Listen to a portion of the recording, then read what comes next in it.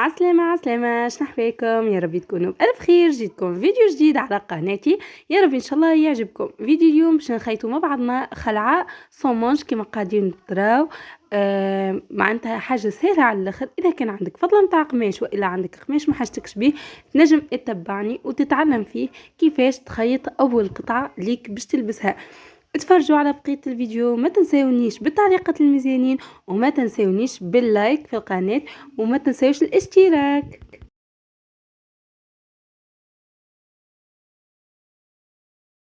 اول حاجه خديت القماش متاعي، طبقته على 2 وخديت خلعه وحطيتها على قماش بطبيعه زاده طبقتها على 2.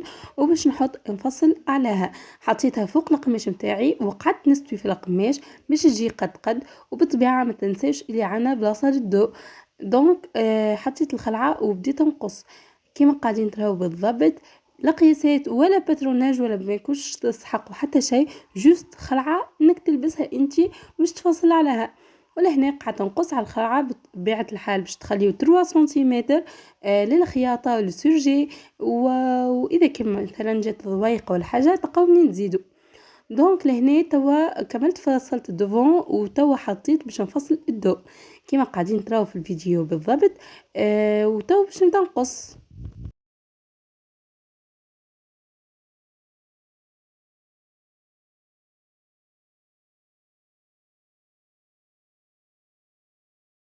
كيما قاعدين تشوفوا ما نقص الى ما نستوي قماشي ونخلي 3 سنتيمتر اللي قلت لكم عليهم بكري شويه. يعني باش تخليه بلاصه للخياطه والسورجي. وبالطبيعه كيما قاعدين تشوفوا توا كملت الدو ودوفون وجينا للخياطه باش ناخذ الدو لصقوا في بعضه. وبعد باش نشد الكتاف وباش نشد الكوتيات متاع الخلعه متاعي. ولهنا كملت خيط الدو لصقته في بعضه كما قاعدين تراو. ولدي يسلم عليكم. وحبيت نوريكم كيفاش كي خيطوا في بعضه كيفاش جانا الخياط. حطيت الدو فوالا الخياط في الوسط بالضبط. وتوا باش نحط الدوفون فوق الدو على خاطر فضلة القماش ما كفانيش باش نعمل الدو كامل، دونك عملت قصة في الدو. هنا حطيت الدوفون فوق الدو وتوا باش نمشي نخيطهم في بعضهم. وفوالا كملت الخلعه متاعي. حاجه سهله على الاخر، واول كاول خطوه باش تبداوها في الخياطه ننصحكم انكم تجربوها حتى بفضل قماش باش تلوحوها. دونك انكم عملتوا تجربه، معناتها ننصحكم بالحق بالحق بالحق انكم تجربوا الحاجه هذه.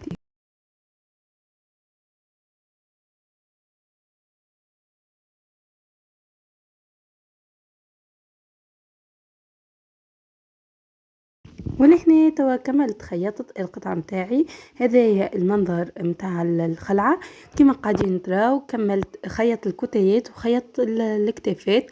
حبيت نبدا لكم بالحاجة السهلة على الاخر باش تتبعوني. وتوا باش نقعد نسرفل في الخلعة.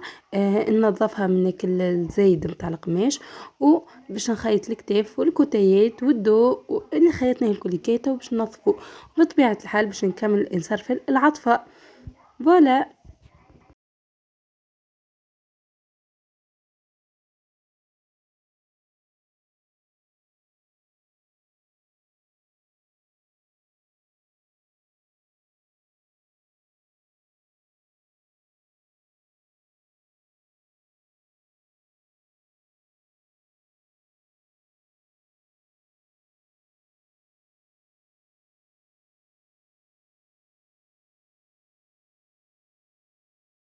هذايا المنظر النهائي متاع الخلعة بعد ما سرفلتها. مش النهائي توا باش نوريكم المنظر النهائي.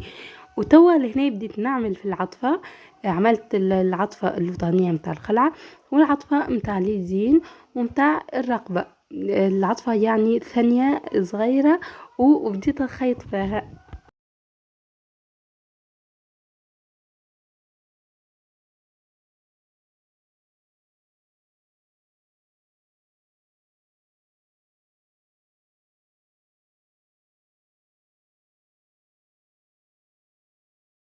وتوا لهنا بعد ما كملت الخياطة وكملت الفيني يعني عملت العطفات وعملت كل شيء، ما عادش عندي مخيط.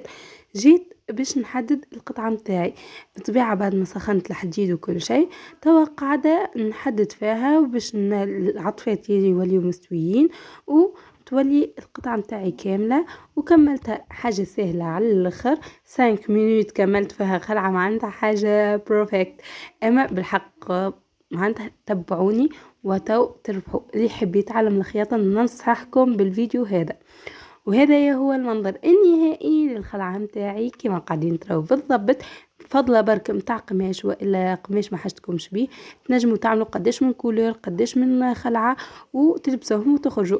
وحبيت نزيد نمودكم بموديل كيفه بالضبط اما كولور مختلف عليه شوية.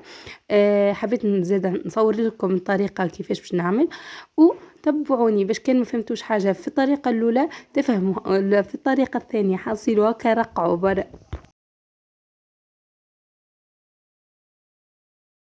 وتوا لهنا كما قلت لكم في اول الفيديو نحط قماشي على 2 ونطبق خلعتي على 2 ونحطها على قماش ونبدا نفصل نقص ونخلي كما قلت لكم في اول الفيديو 3 سنتيمتر باش بلاصه الخياطه وبلاصه السورجي. ونبدا نقص بشويه بشويه نتبع على الخلعه حتى لين نكمل الفصاله. حاجه سهله على الاخر وننصحكم تجربوها. لهنا بعد ما كملت الوجه نتاع الخلعه دوفون حطيت باش نفصل الضوء كما قاعدين تراو. وحبيت نصور لكم كيفاش حطيت الخلعه وباش نبدا نقص في الضوء. بطبيعه الحال الضوء كما قلت لكم في اول فيديو زاد عملت فيه قصه في من تالي باش القماش يكفيني.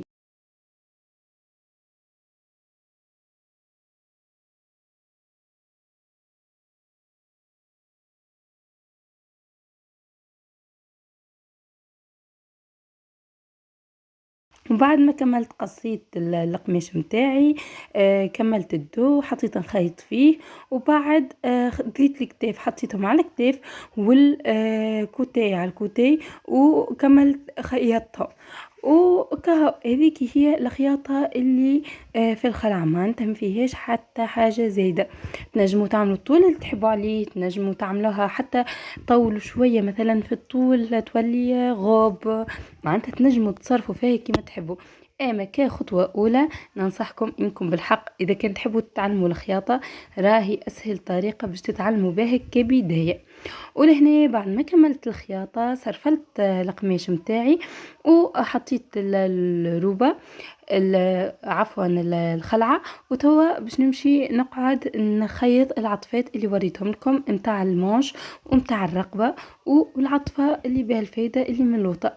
بعد ما سرفلت ونظفت القطعة متاعي نقعد نخيط وكهو. بعد ما كملت خيطت حددت القطعة متاعي بو ما حددتهاش بالباهي. حبيت نصور لكم خاطر معناتها ادام الدنيا ضاوية وحطيتها على المانكان. حبيت نصورها لكم وهي ملبوسة في المانكان كيفاش طلعت. وهذا هي المنظر النهائي للقطعة متاعي. ان شاء الله يكون الفيديو متاعي يعجبكم. حبيت نوريكم الدو والدوفون يعني حاجة ياسر مزيانة بالحق. إذا كان تحبوا تتعلموا الخياطة ننصحكم إنكم تتفرجوا على الفيديو هدايا كأول خطوة. وهدايا الكولور اللول اللي عملناه من اللول بالكل عملته معاكم. عملت دو كولور إن شاء الله يا رب يكون عجبكم. ولهنا يوفى الفيديو متاعي إن شاء الله يا رب يكون عجبكم فيديو. نقولكم باي باي.